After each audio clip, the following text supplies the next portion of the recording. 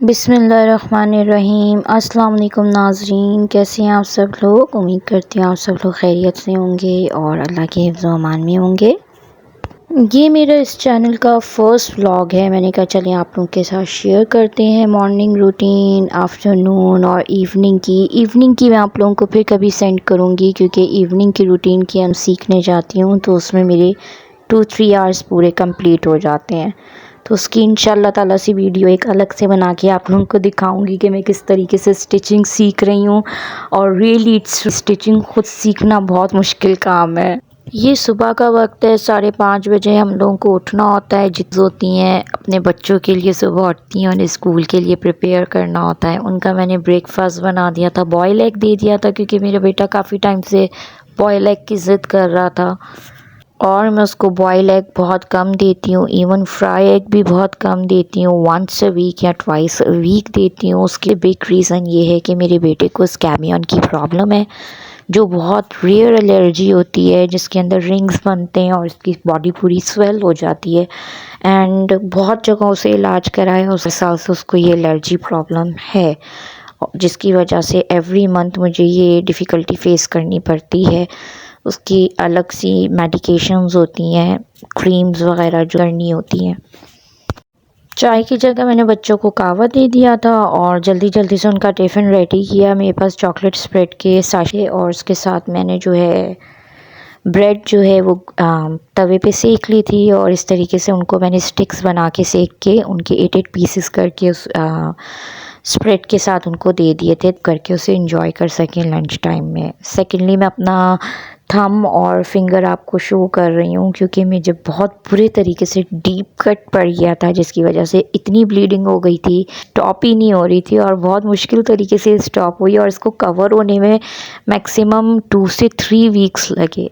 सुबह के वक्त था, मुझे बच्चों को स्कूल छोड़ना था। मेरे हस्बैंड जो थे आउट ऑफ, तो मैंने जल्दी जल्दी उबाया चढ़ाया, और स्पॉन्ज के ऊपर मैंने अपनी सारी पिन्स लगाई हुई होती हैं, तो जो भी मुझे रिक्वायर्ड पिन होती है वो इजीली मुझे मिल जाती है। फिर मैं वहीं स्पॉन्ज पे लगा देती हूँ, जिसकी वजह से बच्चों को कुछ होता है या किसी के हाथ वो पिन लगती नहीं है कि वो डेंजरस एक्ट कोई परफॉर्म हो जाए। फिर मैंने जल्दी से अपने स्क्रैचर्स पहने और बच्चों के साथ में निकल गई, क्योंकि बच्चे ही हो रहे थे, उन्हें मुझे पुश करना पड़ रहा था कि चलें बाहर।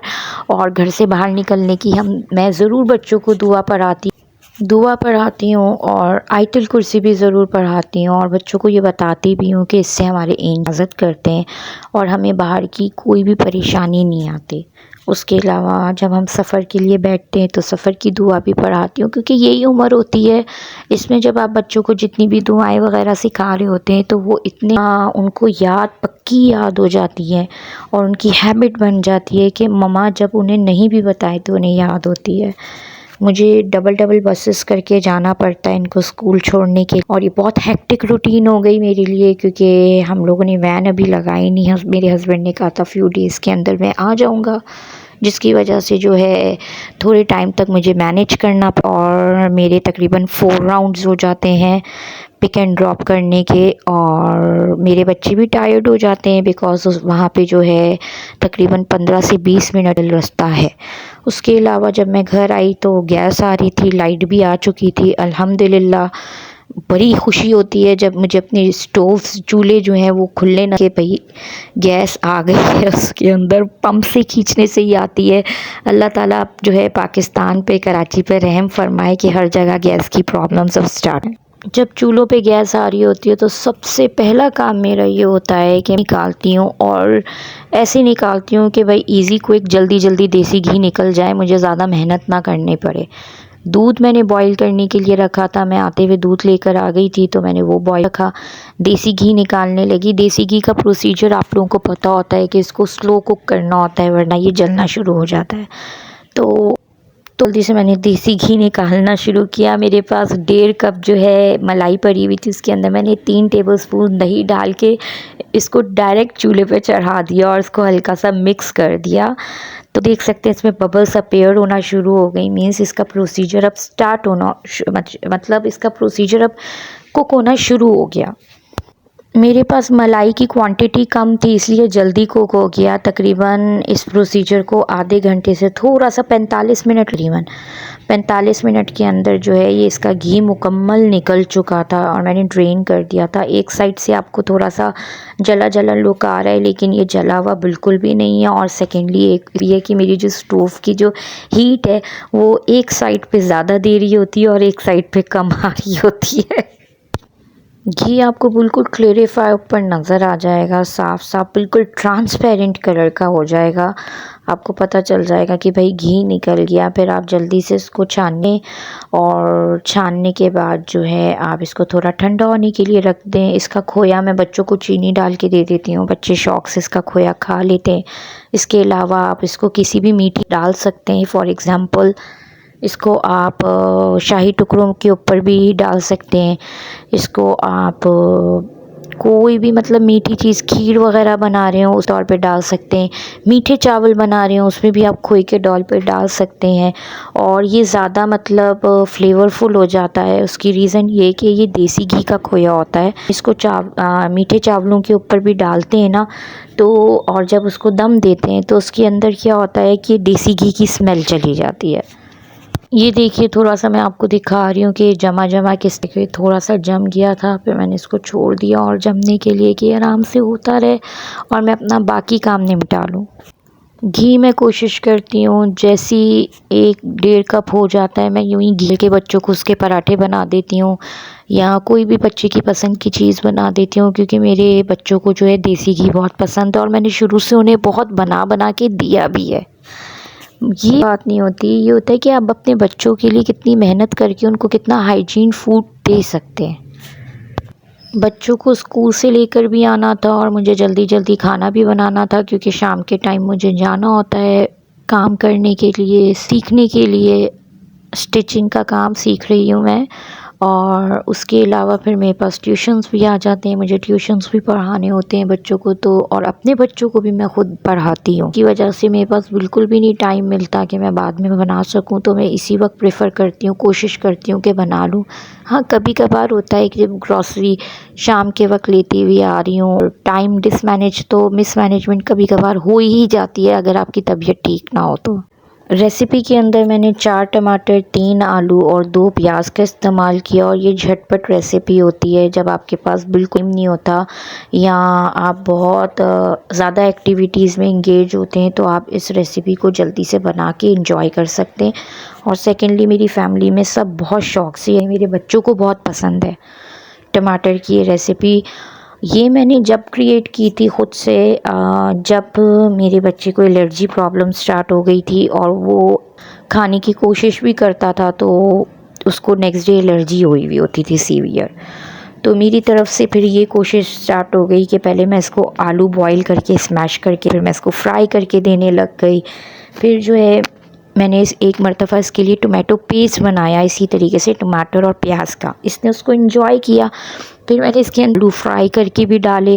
फिर अब मैं क्या करती हूँ, उसको स्टीम में पकाती हूँ। टमाटर, प्याज, आलू इन सब को मैं बारीक बारीक चॉप कर लेती हूँ। हरी मिर्च आपकी रिक्वायरमेंट पे होती हैं कि आपको कितनी स्पाइसी चाहिए, 1 या 2। ये जो सब मैं बनाती हूँ इसके अंदर मैं बिल्कुल भी जो है ना पानी का इस्तेमाल नहीं करती। आलू भी मैं इसके अंदर बारीक बारीक काट लेती हूँ कि वो अपने ही टमाटर के पानी में और स्टीम में जो है पक जाता है। अच्छा, यहाँ पे मैंने क्रिएट का इस्तेमाल कर लिया कि मैंने खुला कि सालसा वगैरह जितनी भी अलग अलग डिफरेंट कंट्रीज़ में इसको अलग अलग तरीके से बनाया जाता है, लेकिन मैं इसको सिर्फ 2 स्पाइस के अंदर बनाती हूँ। और सेकेंडली मैं इसके 1 ड्रॉप ऑफ वाटर भी नहीं डालती, सिर्फ यही मेरी बस यही एक डिफरेंट एक्सपेरिमेंट है जो मैं करती हूँ, वरना कोई डिफरेंट रेसिपी नहीं है। बस ये फ़र्क है कि मैं कोशिश करती हूँ कि खाने स्टीम में बनाने की, ताकि जो है वो ज़्यादा फ्लेवरफुल और टेस्टों के लिए। जब से मेरे हस्बैंड को हार्ट की प्रॉब्लम हुई है तो उसके बाद से मैंने है ना एक्सपेरिमेंट्स करने स्टार्ट कर दिए थे। वैसे तो एक्सपेरिमेंट का शौक़ था कि मैं बच्चों के लिए कोई ना कोई डिफरेंट जो है एडिट मतलब जो रेसिपीज़ होती हैं उसमें एडिंग करके कुछ ना कुछ एक्सपेरिमेंट करती रहती थी। लेकिन जब से हस्बैंड को वो प्रॉब्लम स्टार्ट हुई उसके बाद से मैंने शुरू कर दिया। तो मैंने उसमें टेस्ट में बहुत फ़र्क देखा कि जब हम लोग कोई भी वेजिटेबल कुक कर रहे होते हैं उसके अंदर हम वाटर की एडिशन कर देते हैं तो उस सब्ज़ी का जायका जो होता है वो थोड़ा बैठ जाता है। मींस वैसा जो आप स्टीम में पकाते हैं और वो सब्ज़ी के अपने ही पानी में निकल के पक रहा होता है, जो सब्ज़ी का अपने ही पानी में निकल के स्टीम में पक रहा होता है, जिसके अंदर आप एक कतरा भी पानी का शामिल नहीं करते, का जायका इतना ज़्यादा फ्लेवरफुल होता है कि बच्चे भी वो बहुत ज़्यादा पसंद करते हैं। और फिर उसका एक इतनी अच्छी सी खुशबू आ रही होती है कि जो हम पानी डाल के बनाते हैं उसमें इतनी अच्छी खुशबू नहीं आती। कभी आप लोग ट्राई करके देखिएगा और मुझे बताइएगा कि आप लोगों को वो रेसिपी कैसी लगी जो आप स्टीम वेजिटेबल्स को। ये रेसिपी मैं ऑलरेडी जो है यूट्यूब पे अपने चैनल पे अपलोड कर चुकी हूँ, इससे मैं इसकी इतनी ज़्यादा नहीं बता रही, सिर्फ इसको व्लॉग में अपना लिटिल सा एक्सप्लेन कर रही हूँ। और आप इसको देख सकते हैं कि कितना अच्छा पक रहा है। जो टमाटर है उसका अच्छी तरीके से पानी निकल रहा है। और यहाँ पे मैंने आटा गूंदते हुए भी दिखाया है, क्योंकि ज़्यादातर जो मैं अपनी कुकिंग की वीडियोस बनाती हूँ उसमें मैं आटा गूंद दिखा पाती, क्योंकि एक हाथ से मोबाइल को पकड़ा हुआ होता है और एक हाथ से कुकिंग भी कर रही होती हूँ, तो इससे थोड़ी सी मुझे प्रॉब्लम है। यहाँ पे लाइट का बहुत ज़्यादा इशू है, जिसकी वजह से वीडियोस बनाने में मुझे बहुत ज़्यादा जो है ना इशू होता है, लेकिन समहाउ अल्हम्दुलिल्लाह इजीली मैनेज हो जाता है। हमें हार्ड वर्किंग करने की, काम करने की आदत है। यहाँ पे मैं आपको रोटी बनाते हुए फर्स्ट टाइम दिखा रही हूँ कि मैं किस तरीके से रोटी बना रही हूँ। मेरा पैशन फ्यूजन का जो चैनल था उसके मोमोज़ की रोटी बेलना और दूसरे तरीके से रोटी बेलने का पूरा प्रॉपर तरीका बताया था, लेकिन यहाँ पे अभी फर्स्ट व्लॉग बना रही हूँ, उसके अंदर इसको दोबारा शो कर रही हूँ कि किस तरीके से मैं यहाँ पे रोटी बना रही हूँ। और सेकेंडली ये बात मुझे बताएं कि आप लोगों के घरों में कौन से बच्चे ऐसे हैं जिन्हें घर की रोटी पसंद है। मेरे घर में मेरा बेटा जो है उसे सिर्फ़ और सिर्फ घर की रोटी पसंद है, वो बाहर की किसी जगह की भी रोटी खाना पसंद नहीं करता। एवरी टाइम मैं चावल बनाऊँ, कुछ भी बनाऊँ, उसे घर की ही रोटी चाहिए। मेरी बेटी और हम लोग सब मिलके बाहर की तंदूर की रोटियां भी खा लेते हैं, लेकिन सिर्फ मेरा बेटा है जो कहता है कि नहीं मुझे टी चाहिए। उससे शायद च्यू नहीं की जाती, चबाई नहीं जाती, क्योंकि वो थोड़ी सी हार्ड होती है चबाने में।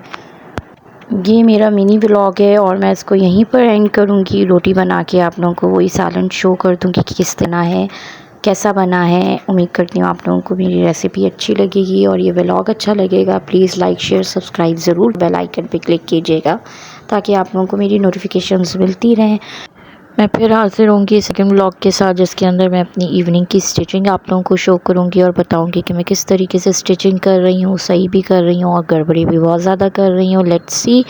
चलें, जब तक के लिए अल्लाह सबको अपने हिफ्ज़ अमान में रखे, सबकी ख़ास हिफाजत फरमाए इंशाअल्लाह ताला से, और सबकी रिस्क में बरकत फरमाए। जज़ाकल्लाह। अल्लाह हाफ़िज़।